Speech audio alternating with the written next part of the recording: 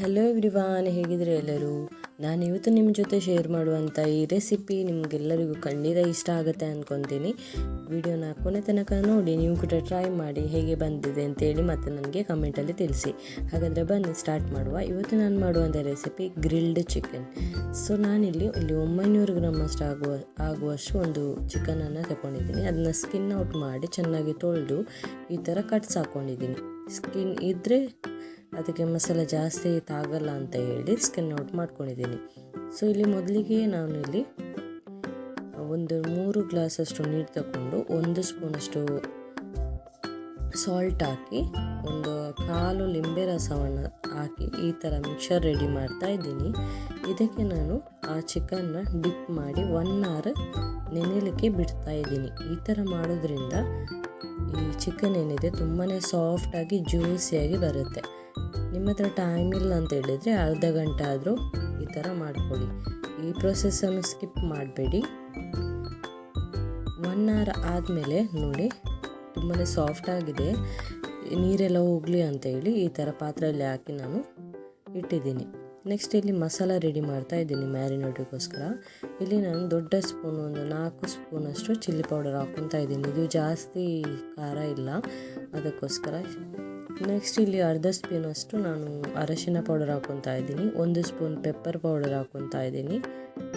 Next ಅರ್ಧ spoon jeera powder ಹಾಕ್ಕೊತಾ ಇದ್ದೀನಿ.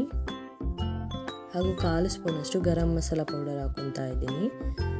ನೆಕ್ಸ್ಟ್ ಇಲ್ಲಿ ಒಂದು ಸ್ವಲ್ಪ ರುಚಿಗೆ ತಕ್ಕಷ್ಟು ಉಪ್ಪು ಹಾಕ್ಕೊತಾ ಇದ್ದೀನಿ. ಉಪ್ಪನ್ನು ನೋಡಿ ಹಾಕ್ಕೊಳ್ಳಿ.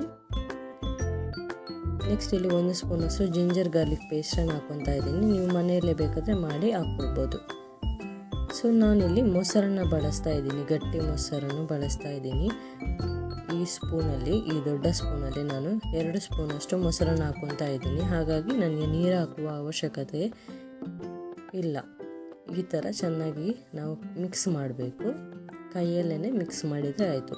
ಇದೇ ಮಸಾಲ ನೀವು ತೆಗೆದರೆ ತುಂಬಾ ಟೇಸ್ಟಿಯಾಗಿ ಬರುತ್ತೆ. ನಾವು ಔಟ್ಸೈಡ್ ಹೋಗಿ ತಿಂತೇವಲ್ವ, ಅದೇ ಟೇಸ್ಟ್ ಬರುತ್ತೆ. ಅದಕ್ಕಿಂತ ಸ್ವಲ್ಪ ಚೆನ್ನಾಗೇ ಬರುತ್ತೆ ಅಂದ್ಕೊತೀನಿ. ನೆಕ್ಸ್ಟಿಗೆ ಇಲ್ಲಿ ಅರ್ಧ ಲಿಂಬೆ ರಸವನ್ನು ನಾನು ಹಾಕ್ತಾ ಇದ್ದೀನಿ. ನೋಡಿ ಈ ಥರ ಚೆನ್ನಾಗಿ ಮಿಕ್ಸ್ ಮಾಡಿದರೆ ಆಯಿತು. ಇದನ್ನು ನಾನು ಕುಕ್ಕರಲ್ಲಿ ಮಾಡ್ತಾ ಇದ್ದೀನಿ. ನಾರ್ಮಲ್ ನಾವು ಯೂಸ್ ಮಾಡ್ತೀವಲ್ವ, ಅದರಲ್ಲೇ ಮಾಡ್ತಾ ಇದ್ದೀನಿ. ತುಂಬಾ ಈಸಿ ಆಗುತ್ತೆ, ಏನೂ ಕಷ್ಟ ಆಗಲ್ಲ. ನೋಡಲಿಕ್ಕೆ ಕಷ್ಟ ಅಂತ ಅನ್ನಿಸ್ಬೋದು, ಖಂಡಿತ ಎಲ್ಲ ಈಸಿಯಾಗಿ ಮಾಡ್ಕೊಳ್ಬೋದು. ನೋಡಿ ಈ ಥರ ಆದಮೇಲೆ ನಾನು ಇದನ್ನ ಚೆನ್ನಾಗಿ ಅಪ್ಲೈ ಮಾಡ್ಕೊತಾ ಇದ್ದೀನಿ. ನೋಡಿ ಈ ಥರ ಚೆನ್ನಾಗಿ ಅಪ್ಲೈ ಮಾಡಿ ಎಲ್ಲ ಸೈಡ್ ಕೂಡ ನಾವು ಚೆನ್ನಾಗಿ ಈ ಥರ ಅಪ್ಲೈ ಮಾಡಬೇಕು. ಇದನ್ನು 2 ಅವರ್ಸ್ ಆದರೂ ನಾವು ಮ್ಯಾರಿನೇಟ್ ಮಾಡಬೇಕಾಗುತ್ತೆ. 2 ಅವರ್ಸ್ ಫ್ರಿಜ್ಜಲ್ಲಿಟ್ಟು ಮ್ಯಾರಿನೇಟ್ ಮಾಡಿದರೆ ತುಂಬಾ ಒಳ್ಳೆಯದಾಗಿ ಮಸಾಲದಕ್ಕೆ ಎಳ್ಕೊಳ್ಳುತ್ತೆ, ಚೆನ್ನಾಗಿ ಟೇಸ್ಟ್ ಬರುತ್ತೆ. ಈ ಥರ ಚೆನ್ನಾಗಿ ಅಪ್ಲೈ ಮಾಡಿ ಆದಮೇಲೆ ನೋಡಿ ಚೆನ್ನಾಗಿರುತ್ತೆ. ಈ ಥರ ಮಾಡಿ ನಾನು ಫ್ರಿಜ್ಜಲ್ಲಿ ಇಟ್ಟು 2 ಗಂಟೆ ಆದಮೇಲೆ ಅದನ್ನ ಈ ಥರ ಒಂದು ಕುಕ್ಕರಿಗೆ ನಾನು ಒಂದು 2 ಸ್ಪೂನಷ್ಟು ಕೋಕೋನಟ್ ಆಯಿಲ್ ಹಾಕ್ಕೊಂಡಿದ್ದೀನಿ. ನಿಮಗೆ ಬೇರೆ ಯಾವುದೇ ಕುಕ್ಕಿಂಗ್ ಆಯಿಲ್ ಯೂಸ್ ಮಾಡ್ಬೋದು. ಹಾಕಿ ಈ ಮ್ಯಾರಿನೇಟ್ ಮಾಡಿದ ಚಿಕನ್ ಅದರಲ್ಲೇ ಬೇಯಿಸ್ತಾ ಇದ್ದೀನಿ. ಇಲ್ಲಿ ನಾನು ಈ ಚಿಕನ್ ಇದು ಲೆಗ್ ಏನಿದೆ ಅದಕ್ಕೆ ನಾನು ಟೈ ಮಾಡಿದ್ದೀನಿ, ಒಂದು ನೂಲಲ್ಲಿ ಟೈ ಮಾಡಿದ್ದೀನಿ. ಇಲ್ಲಾಂದರೆ ಅದು ಸಪ್ರೇಟ್ ಆಗುತ್ತೆ ಬೆಂದ ಮೇಲೆ ಅಂತೇಳಿ ಈ ಥರ ಟೈ ಮಾಡಿ 2 ವಿಷಲ್ ತೆಗಿಸ್ತಾ ಇದ್ದೀನಿ. ಕೇವಲ 2 ವಿಷಲ್ ಮಾತ್ರ. ವಿಸಿಲ್ ಆದಮೇಲೆ ನೋಡಿ ಅದು ತಣ್ಣಗಾದ್ಮೇಲೆ ಓಪನ್ ಮಾಡಿದಾಗ ಚೆನ್ನಾಗಿ ಬೆಂದಿದೆ.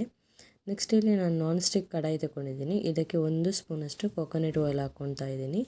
ಹಾಗೆ ನಾನಿಲ್ಲಿ ಸ್ವಲ್ಪ ಮ್ಯಾರಿನೇಟ್ ಮಾಡುವಾಗ ಇಲ್ಲಿ ಸ್ವಲ್ಪ ಮಸಾಲ ಉಳಿದಿತ್ತು, ಅದನ್ನು ಇದಕ್ಕೆ ಹಾಕಿ ಚೆನ್ನಾಗಿ ಫ್ರೈ ಮಾಡ್ತಾಯಿದ್ದೀನಿ. ಈ ಥರ ಮಾಡೋದ್ರಿಂದ ಟೇಸ್ಟ್ ತುಂಬಾ ಡಿಫ್ರೆಂಟಾಗಿ ಬರುತ್ತೆ. ಸೊ ಆಮೇಲೆ ಈ ಬೇಯಿಸಿಟ್ಟಂಥ ಚಿಕನ್ ಏನಿದೆ ಅದನ್ನ ಹಾಕ್ಕೊಂಡು ಈ ಥರ ಫ್ರೈ ಮಾಡಬೇಕು. ಇದಕ್ಕೆ ನಮಗೆ ಕುಕ್ಕರಲ್ಲಿ ಸ್ವಲ್ಪ ಎಣ್ಣೆ ಮತ್ತು ಅದು ಚಿಕನ್ ಇದು ನೀರು ಕೂಡ ಇರುತ್ತೆ, ಅದನ್ನು ಕೂಡ ಇದಕ್ಕೆ ಹಾಕ್ಕೊಂಡ್ರೆ ಆಯಿತು. ಚೆನ್ನಾಗಿ ಹಾಕಿ ನೀವು ಮಿಡ್ಲಿಗೆ ಬೇಕಾದರೆ ಎಣ್ಣೆನ ಗ್ರೀಸ್ ಮಾಡ್ಕೊಳ್ಬೋದು. ನೋಡಿ 4 ಸೈಡ್ ಕೂಡ ಚೆನ್ನಾಗಿ ಫ್ರೈ ಆದಮೇಲೆ ನಮ್ಮದು ಗ್ರಿಲ್ಡ್ ಚಿಕನ್ ಟೇಸ್ಟಿಯಾಗಿ ಸೂಪರಾಗಿ ಬಂದಿದೆ. ನೋಡಿ ನನಗಂತೂ ತುಂಬಾ ಇಷ್ಟ ಆಯಿತು. ನೀವು ಕೂಡ ಟ್ರೈ ಮಾಡಿ. ಪಾರ್ಟಿ ಎಲ್ಲ ಇರುವಾಗ, ಫ್ರೆಂಡ್ಸ್ ಪಾರ್ಟಿ ಫ್ಯಾಮಿಲಿ ಎಲ್ಲ ಇರುವಾಗ ಇದೇ ಥರ ಮಾಡಿ ಎಲ್ಲರೂ ಒಟ್ಟಿಗೆ. ತುಂಬಾ ಖುಷಿಯಾಗುತ್ತೆ, ತುಂಬಾ ಟೇಸ್ಟಿಯಾಗಿತ್ತು. ನೀವು ಕೂಡ ಟ್ರೈ ಮಾಡಿ. ಇವತ್ತಿನ ನನ್ನ ವಿಡಿಯೋ ಇಷ್ಟ ಆದರೆ ಒಂದು ಲೈಕ್ ಕೊಡಿ, ಶೇರ್ ಮಾಡಿ ನಿಮ್ಮ ಫ್ಯಾಮಿಲಿ ಫ್ರೆಂಡ್ಸ್ ಜೊತೆ. Thank you for watching. Bye.